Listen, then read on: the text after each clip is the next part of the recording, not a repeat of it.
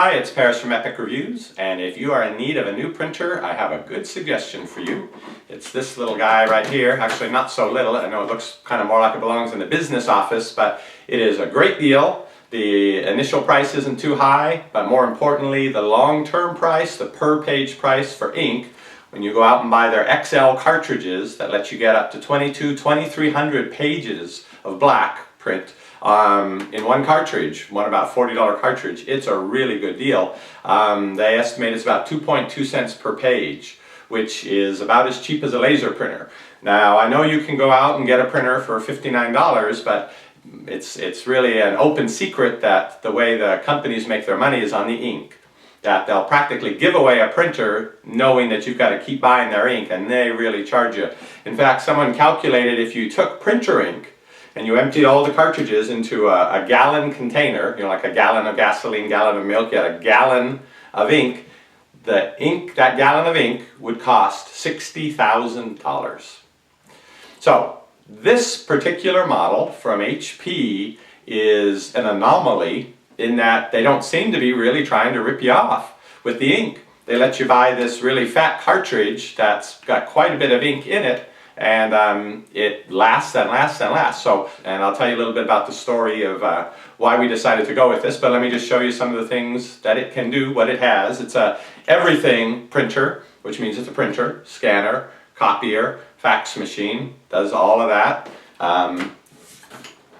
It has the flatbed scanner, has a document feeder, automatic document feeder. You can put up to 25 pages here and it'll pull them through one at a time to scan them or to copy them, so you don't have to stand there feeding one page at a time, you know, like if all you have is the flatbed scanner. But unlike if you only have the feed-based scanner, having the flatbed scanner means you can put in a book or something, which otherwise you wouldn't be able to scan with the pull-through system. It has a very generous paper tray. Let me see if I can show you in here.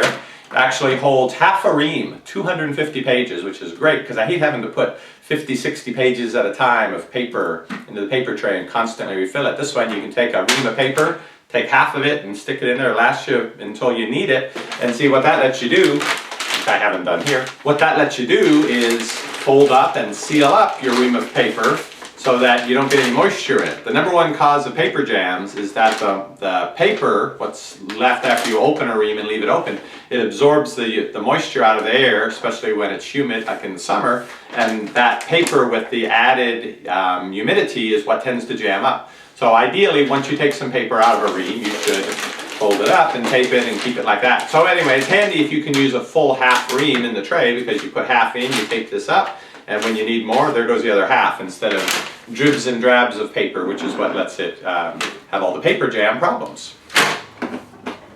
Okay, here on the front, let me show you on the back.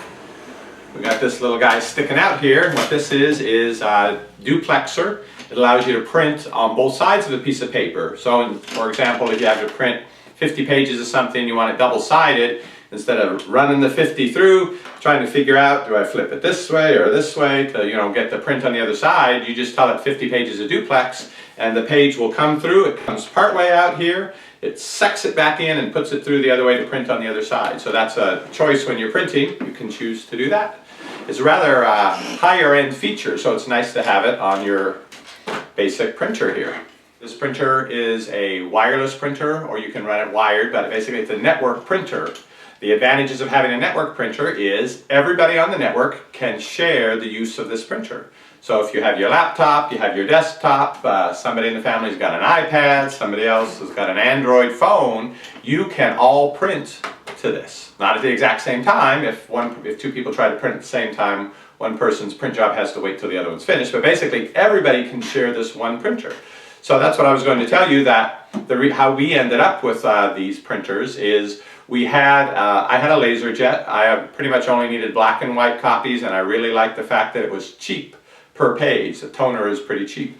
My wife needed color, so she had an inkjet printer. It was very expensive, especially when she did color, or the kids had a school project and they needed to print in color. So we had these two printers, each one hooked up just to a computer.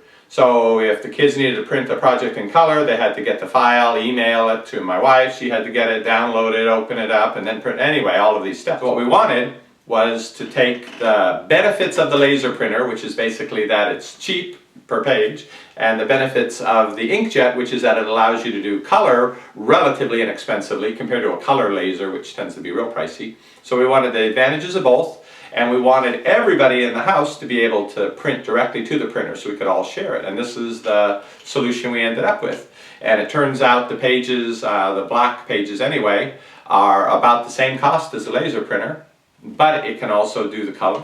Plus it's on the network, so everybody's able to print to it. So it's been a big boon for us to be able to simplify things and to get rid of extra pieces of hardware and just have this as our printer.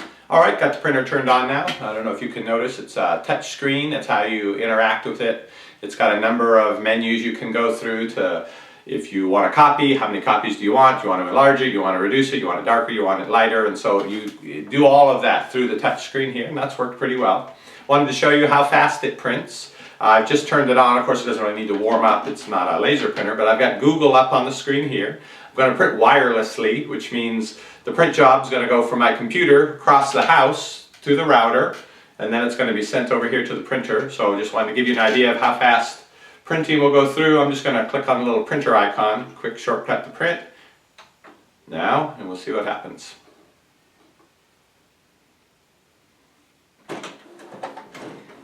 We got noise. Pull the paper in.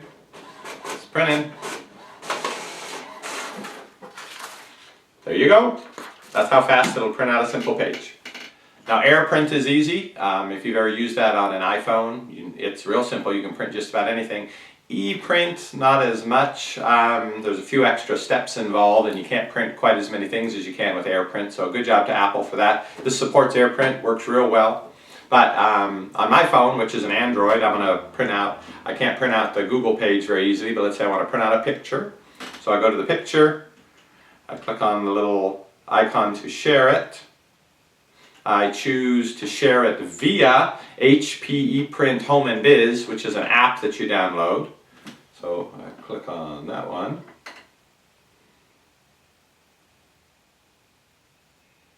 And so it's now, it found, you have to configure it in advance with an email address. It's kind of much more of a pain than the Apple AirPrint, let's just say that. You have to go in and register, and it's via the cloud that all this happens. But I'm going to tell it, go ahead and print my picture, because it will work, even though it's a little bit of a pain to configure. And it's sending. Now this print job is actually, I believe, going through the router out onto the internet, probably to HP's server, through them, back through the internet to my router, and then to the printer. So it takes a little bit longer. Plus it's a picture, so it's going to take longer than just printing the Google homepage. But this will also be a test of the color fidelity to see how well it can print in color. Though I don't think this is going to be a particularly high quality one, both because there may be some compression when you send it via their server, and I don't have any photo paper in here. It's just regular paper.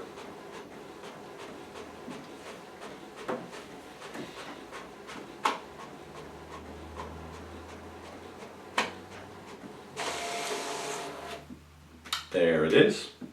Show you the picture on the phone versus what printed out here. There's the phone. Paper's still a little wet. And there's the picture that printed.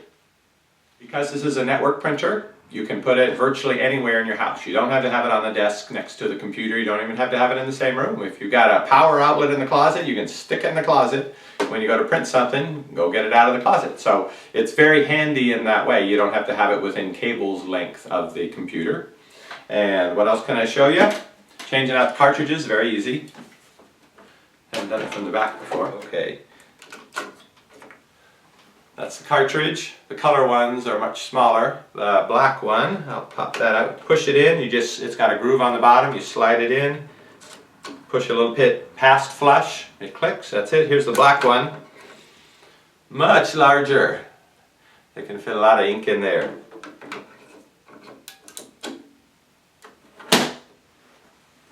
This is also a fax machine. It's got the plugs in back to connect it to the wall jack, and you can also use it as a pass-through to run it to a phone. Okay, to scan, you can either go to the printer, put your page in, select scan, and tell it to scan to the computer, or you can go to the computer, open up the HP icon on the desktop, and then go there and say you want to scan, document, or photo. We will save it as a JPEG, leave all the presets. Just pulling the page through at the top, running it over the scanning lens.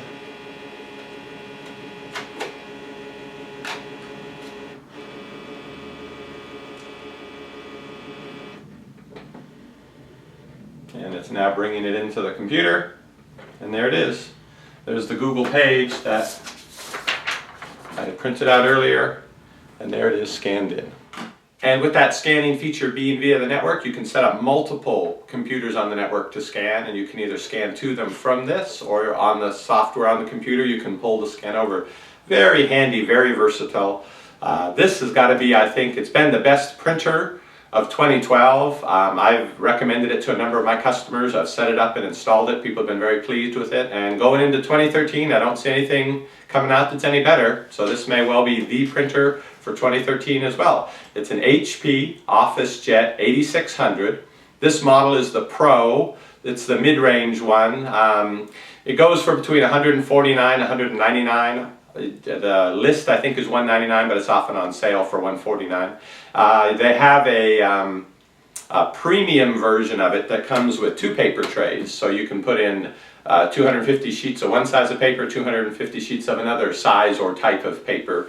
If you're in a real business environment or a home office environment, you might need that. It costs about $75 more, but for most people, most families, this is going to be the perfect size, and I think the perfect printer. Check out the links down below. You can see the current pricing on this, and you can also find out where to buy these XL cartridges that will make printing so cheap per page.